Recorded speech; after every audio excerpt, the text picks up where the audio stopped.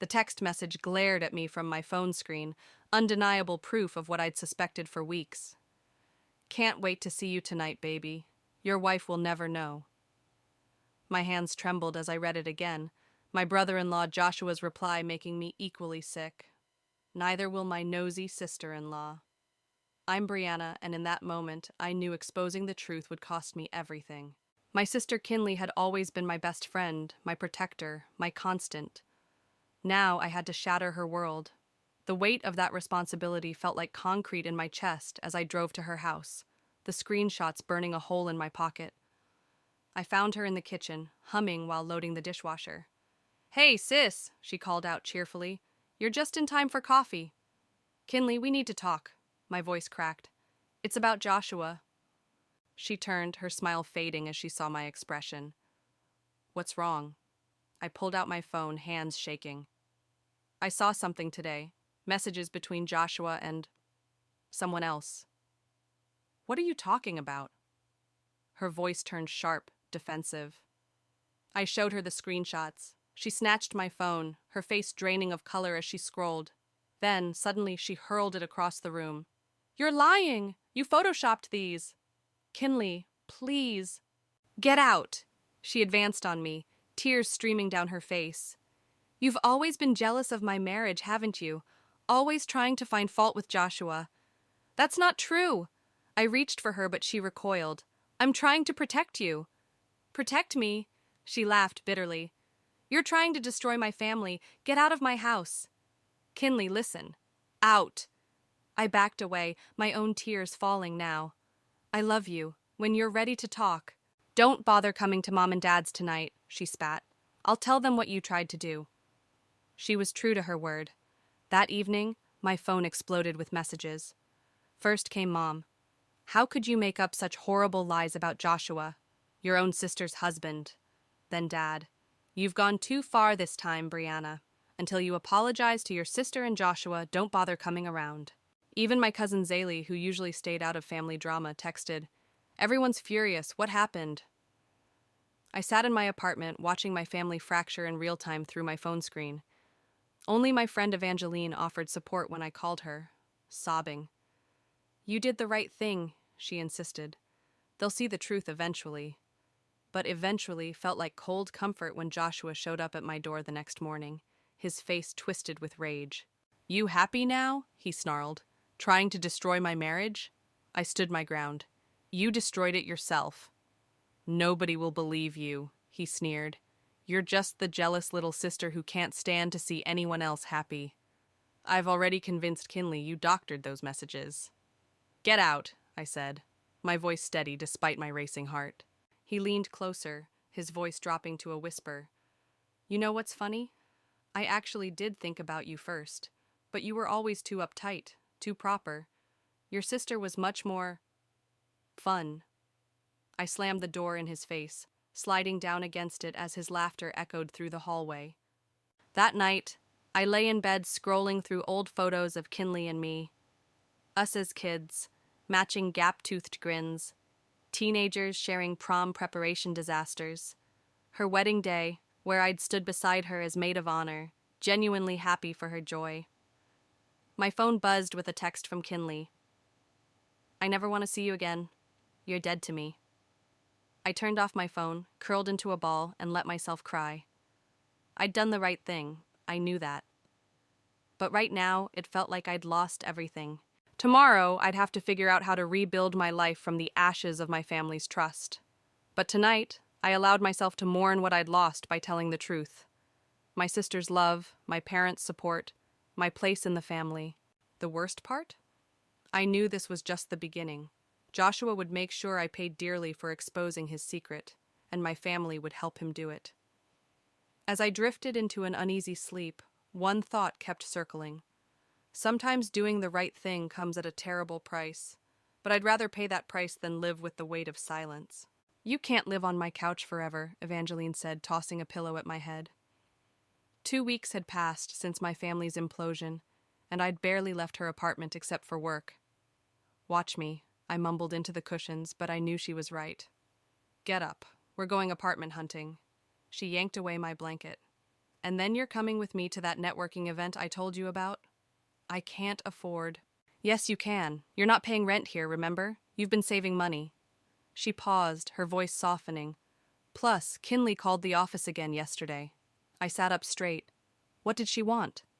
To make sure you weren't working the same shift as Joshua's cousin. Apparently, she's convinced you'll try to spread more lies about her precious husband. My chest tightened. Just last week, I'd had to switch gyms because Kinley had told the owner I was harassing her family members. The memory of that humiliation still stung. Fine, I said, standing up. Let's go look at apartments. The third place we visited was perfect, a small studio in a quiet building, far from my family's usual haunts. As I signed the lease, my phone buzzed with a text from Mom. Your father's birthday dinner is next week.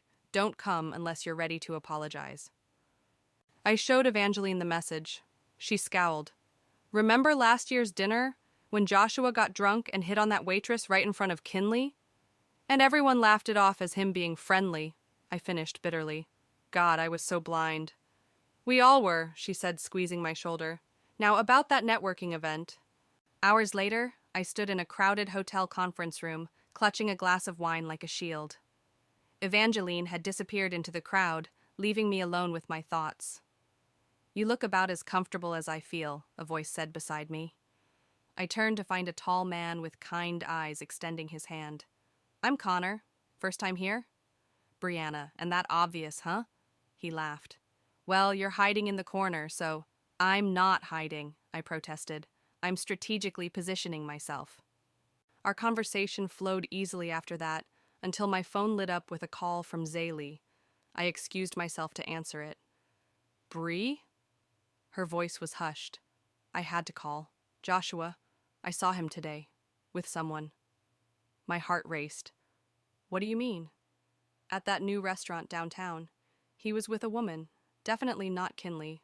They were very friendly. I closed my eyes, feeling sick. Have you told Kinley? I can't. She won't believe me. Not after, you know. I know. The words tasted bitter. I'm sorry I didn't believe you at first, Zaylee whispered. I should have... Don't, I cut her off. Just keep an eye on Kinley for me? After hanging up, I returned to find Connor still waiting. Everything okay? He asked. Family drama, I said vaguely. Actually, I should probably go. Wait, he called as I turned to leave.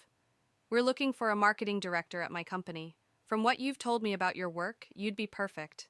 Would you be interested in interviewing? I stared at him, thrown by the sudden opportunity. Yes. Yes, I would. Later that night, as I lay on Evangeline's couch for the last time before moving into my new apartment, my phone buzzed with another text, this time from Dad. Your sister's hurting. Fix this. I typed back, I told the truth. I won't apologize for that. Then I blocked his number, just like I'd blocked Mom's and Kinley's. Tomorrow, I'd move into my new apartment. Next week, I'd interview for a job that could change everything. My family might have abandoned me, but I was done letting their rejection define me. Evangeline's voice drifted from her bedroom. You okay out there? No, I called back honestly, but I will be. And for the first time since this whole mess started, I actually believed it. The truth had cost me my family, but it hadn't cost me my integrity. As I drifted off to sleep, I thought about Connor's job offer and felt something I hadn't experienced in weeks. Hope. Sometimes the universe has a way of opening new doors when others slam shut. I just had to be brave enough to walk through them. And that's how we increased engagement by 60% last quarter, I finished, clicking to the final slide of my presentation. The boardroom erupted in applause, and Connor shot me an approving nod from across the table. 6 months into my new role as marketing director, and I'd already made waves. My team was thriving, our campaigns were succeeding, and for the first time in my life, I felt truly in control. After the meeting, Connor caught up with me in the hallway. Drinks tonight to celebrate? Rain check? I'm mentoring at the Women's Center. He smiled. Still helping others despite everything you've been through. That's what I admire about you, Bree. The moment felt charged until his phone buzzed. His face fell as he checked it. My sister again. She's going through something similar to your situation. Want to talk about it over lunch? At the cafe, Connor opened up. She caught her husband cheating, but our parents don't believe her. They think she's making it up for attention. My hands tightened around my coffee cup. That must be hard for her. It is. I'm the only one who believes her. He paused. That's why I knew you were telling the truth when you mentioned your family situation during your interview. Is that why you hired me? No, he laughed. I hired you because you're brilliant, but your integrity? That's why I trust you.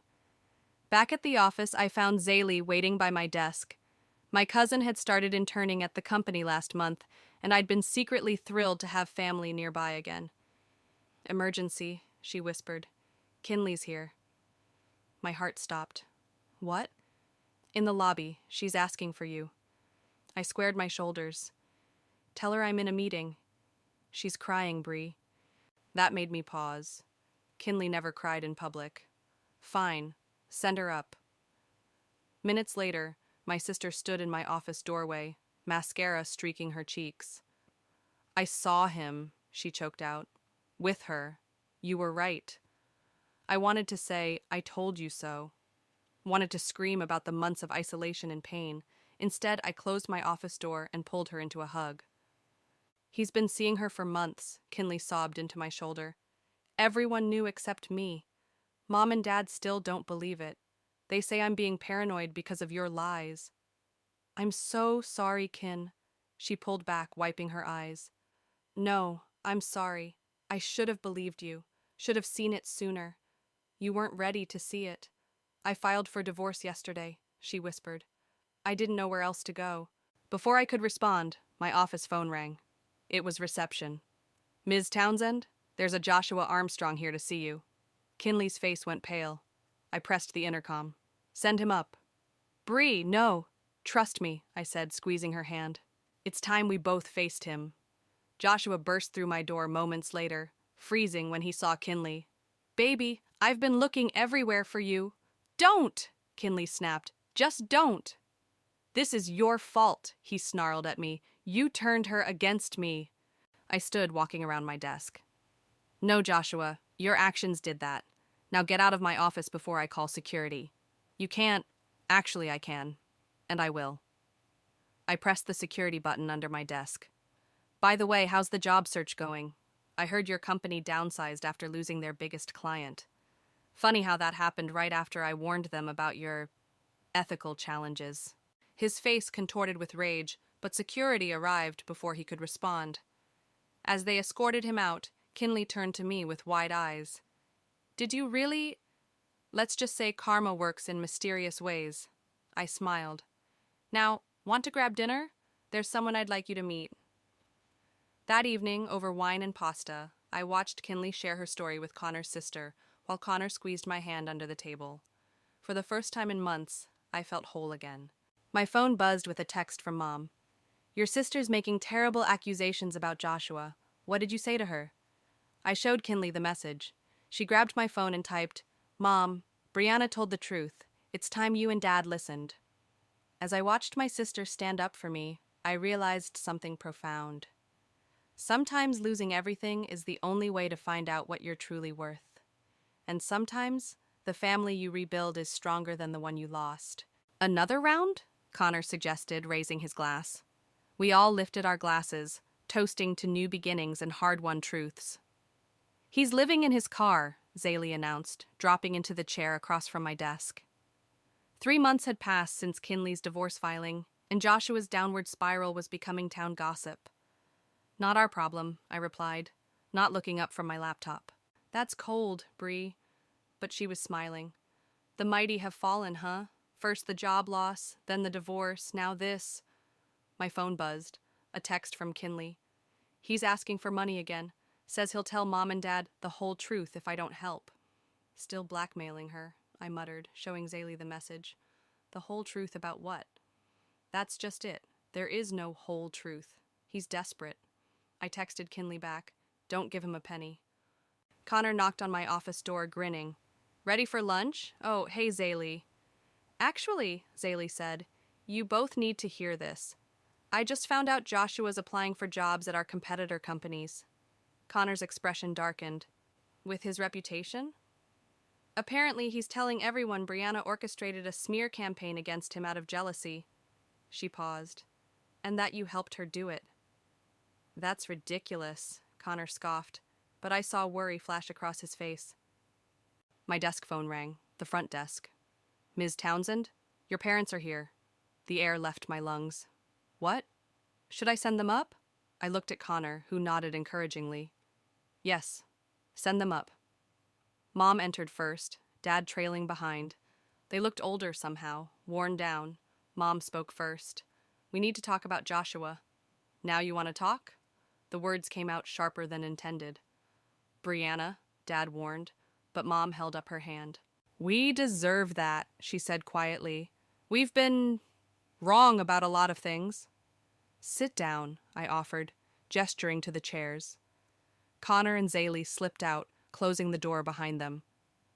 Joshua came to see us yesterday, Dad said, demanding money, claiming he had proof you and Kinley conspired against him. And we realized something, Mom continued. The son-in-law we defended so fiercely wouldn't be living in his car, begging for money if he was innocent. I leaned back in my chair. Took you long enough? We're trying to apologize, Dad snapped, then softened. We should have believed you, both of you. Do you know what it was like? My voice cracked. Having my entire family turn against me for telling the truth? We know now, Mom whispered. Kinley told us everything, about the other women, the lies, the manipulation. She reached for my hand across the desk. We failed you, sweetheart. A knock interrupted us. Evangeline poked her head in. Sorry, but Brianna, you need to see this. She handed me her phone, opened to a social media post. Joshua had written a long rant, accusing me of destroying his life, claiming Connor and I were having an affair during his marriage to Kinley. He's lost it, Dad muttered, reading over my shoulder. No, I said. He's desperate, and desperate people are dangerous. My phone buzzed again. Kinley. Just got served with papers. He's suing me for defamation. You too, probably. Let him, I said aloud, showing my parents the message. I've kept every message, every piece of evidence. Let him try to explain those in court. Mom squeezed my hand. We'll stand with you this time, both of you. We can't change the past, Dad added, but we can do better now. After they left, Connor returned with coffee. You okay? Getting there. I showed him Joshua's post. Looks like we're the latest stars of his revenge tour. Let him rant, Connor said, sitting on the edge of my desk. Success is the best revenge, and you're crushing it. Speaking of success, I smiled. Want to give him something real to talk about? What do you mean? I stood up, closing the distance between us. Dinner tonight? Just us? His smile lit up his face. I thought you'd never ask. Later that evening, as Connor and I shared wine and stories at my favorite restaurant, my phone lit up with another message from Kinley. Just got the lawsuit papers. His evidence is pathetic. We've got this, sis. I showed Connor the message, and he raised his glass. To karma? To karma, I agreed, clinking my glass against his. And to second chances. As we talked and laughed, I realized something. Joshua's attempts to destroy me had only made me stronger. He'd tried to paint me as the villain, but all he'd done was write himself into a corner. And this time, I wasn't alone in fighting back. Is this some kind of joke? I stared at the email on my screen, unable to process what I was reading. Evangeline peered over my shoulder. Is that from Joshua? Dear Brianna, I read aloud. I'm writing to formally apply for the senior marketing position at your company. He can't be serious. He's desperate, Evangeline said. Nobody else will hire him. My phone rang. Kinley. Did you get it too? I asked. The job application? Yeah. He sent it to every executive in the company. She paused. He's trying to force your hand. By applying for a job with the sister-in-law he's currently suing? I laughed bitterly. Bold strategy. Connor appeared in my doorway, waving a printed copy of Joshua's resume. Emergency meeting in 5 minutes. The board wants to discuss this. In the conference room, the tension was palpable. Our CEO, a shrewd woman named Margaret, spoke first. We need to handle this carefully. Rejecting him outright could add fuel to his lawsuit. He's qualified on paper, another executive added, and we need to fill that position. Are you serious? I stood up. He's actively suing me and my sister. Which is exactly why we need to play this smart, Margaret said. Brianna, what if we did hire him? What? Hear me out. He'd be under your direct supervision. Every interaction documented, every assignment monitored. If he's truly changed, fine. If not, she smiled. Well, you'd be in position to document everything. Connor caught my eye across the table. I could see him thinking the same thing I was. This could be an opportunity. Fine, I said, but I want everything in writing, and I mean everything. Later that day, I called Kinley to explain the plan. You're going to be his boss? She laughed. Oh, this is perfect. You're not mad? Mad? Bree, this is karma at its finest. Just be careful, okay? He's still dangerous. I drafted the email myself. Dear Mr. Armstrong, we're pleased to offer you a position, conditional upon the following terms. The list of conditions was long and explicit, everything from mandatory harassment training to detailed performance metrics. His reply came within minutes. I accept all conditions. Thank you for this opportunity. He's up to something, Evangeline said when I showed her his response. Obviously, but so am I. Joshua's first day arrived with a thunderstorm that matched the mood. He walked into the office wearing a suit that had seen better days, his former arrogance replaced by careful humility. Thank you for this chance, he said, not quite meeting my eyes. Let's be clear, I replied, handing him an employee handbook. This is a professional environment. Any deviation from these policies will result in immediate termination. Understood? Crystal clear. His smile didn't reach his eyes. I assigned him the most tedious projects possible: spreadsheet analysis, market research, data entry. Each day, he completed them without complaint, but I could see the resentment simmering beneath his forced politeness. 2 weeks in, he knocked on my office door. Can we talk? Keep it professional, I warned. Look, I know what you're doing, he said, closing the door. Trying to break me with busy work. But I've changed. The divorce, losing everything. It was a wake-up call. Save it for someone who hasn't heard your lies before. His facade cracked slightly. You think you're so perfect, don't you? Sitting in your corner office dating Connor, playing happy families with Kinley again. You took everything from me. No, Joshua. You lost everything all by yourself. I pressed record on my phone, letting it capture his outburst. And you're about to lose this job too if you don't get back to work. He stormed out, slamming the door. Minutes later, Connor appeared. You okay? I saw Joshua leave looking angry. I'm fine.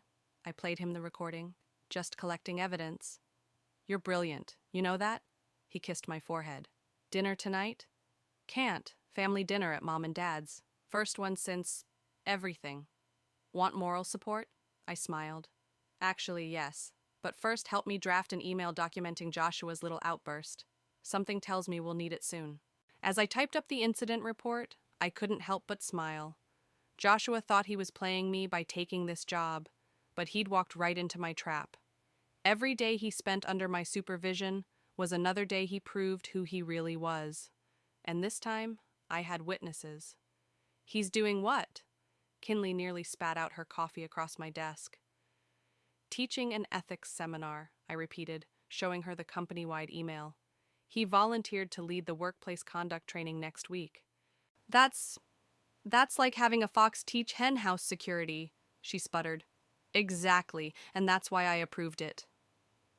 Kinley's eyes widened with understanding.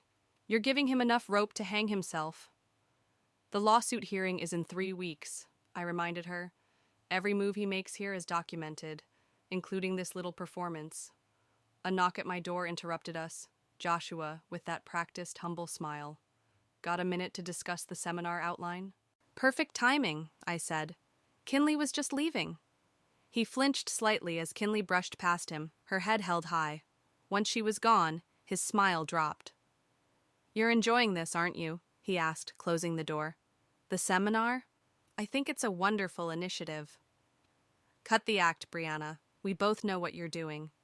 Do we? I gestured to the chair across from my desk.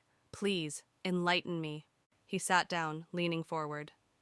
You think you're so clever, documenting every little thing, setting me up to fail. But what happens when I actually succeed? When I run this seminar perfectly and prove I've changed? Then everybody wins, I replied smoothly. That's what second chances are for, right? His eye twitched, the same tell he'd had when lying to Kinley all those years. Right. The day of the seminar arrived, and I made sure to sit in the front row. Connor sat beside me, while Zaylee positioned herself in the back with her laptop, ready to record everything. Joshua stood at the podium, the picture of reformation. Today we're discussing workplace ethics and the importance of honesty. Halfway through his presentation, my phone buzzed, a message from an unknown number. I opened it and froze. Photos, dozens of them. Joshua with different women, timestamps spanning his entire marriage to Kinley. Another message followed. Found these on his old cloud account. Thought you should have them. His ex before Kinley. I forwarded them to our legal team immediately, then looked up to find Joshua staring at me intently. Is there something you'd like to share with the group, Brianna? He asked, his voice sickly sweet. Actually, yes.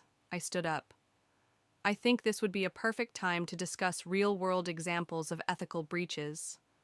His face paled as I connected my phone to the projector. That's not part of the presentation? I smiled. But you're always talking about transparency, aren't you? This is harassment, he shouted, mask finally slipping. No, Connor stood up beside me. This is evidence for both the lawsuit and the ethics committee. The room erupted in whispers as the first photo appeared on screen. Joshua lunged for the projector cable, but security was already moving in. I'd arranged for them to be present just in case.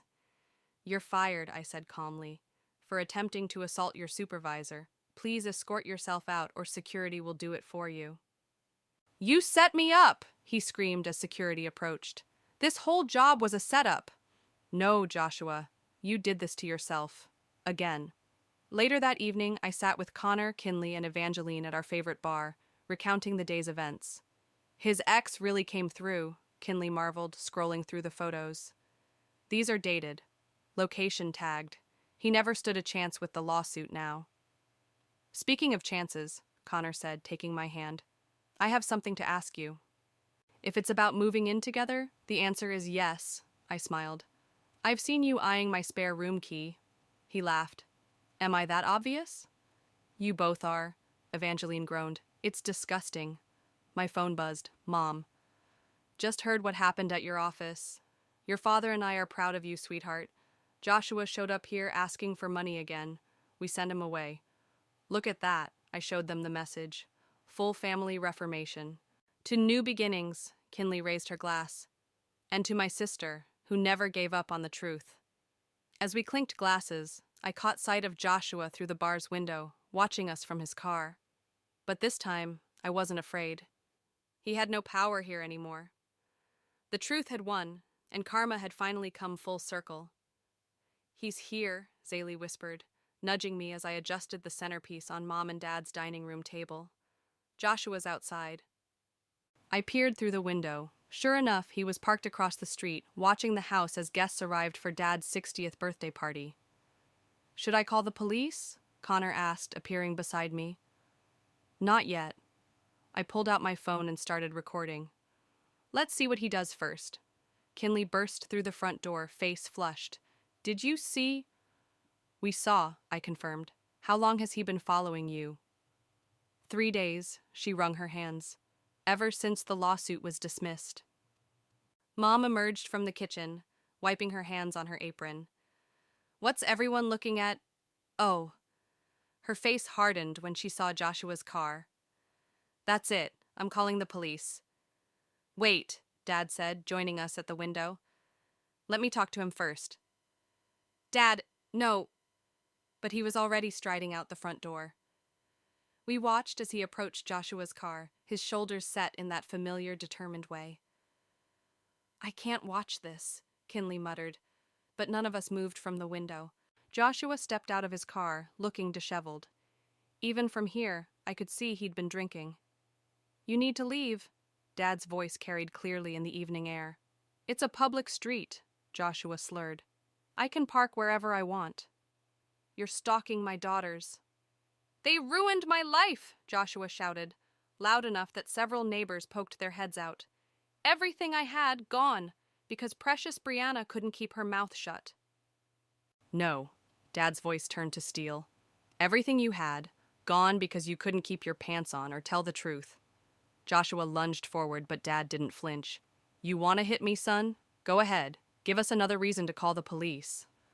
I was already dialing 911 when Joshua threw the first punch. Dad dodged it easily, years of boxing in his youth paying off, but Joshua kept coming. Connor and I burst out the front door just as Dad deflected another wild swing, causing Joshua to stumble. "Police are on their way," I called out, still recording everything. "Along with your parole officer." Joshua froze. "You're bluffing." "Am I? We know about the DUI last week, the restraining order your other ex filed. One call to your parole officer about you violating the terms of your release." "You bitch," he snarled, starting toward me. But Connor stepped between us. "That's enough," Connor said quietly. "It's over, Joshua." Police sirens wailed in the distance. Joshua's face crumpled as he realized what was happening. "Please," he whispered. "I have nothing left." "That was your choice," Kinley said, joining us on the lawn. "Every lie, every betrayal, those were your choices." The police arrived, and within minutes Joshua was in handcuffs. As they led him away, he looked back at us one last time. "I'm sorry," he said, and for the first time since I'd known him, it sounded genuine.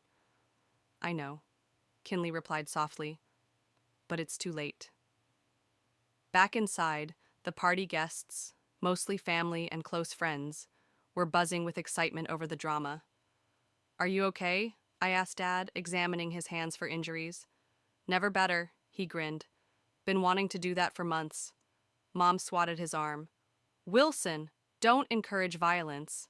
"Speaking of encouragement," Kinley interrupted, grabbing my arm. "Connor, show everyone what's in your pocket." Connor's eyes widened. "Now, after all that?" "No time like the present," Dad winked. My heart stopped as Connor dropped to one knee, pulling out a small velvet box. "Brianna," he started, "these past months have shown me what real strength and integrity look like. You stood up for the truth when it cost you everything. You helped others even when you were hurting. You showed me what love should be." He opened the box, revealing a simple but elegant ring. "Will you marry me?" "Yes," I breathed, barely aware of the cheers erupting around us. "Yes, absolutely yes." As Connor slipped the ring on my finger, Kinley hugged me from behind.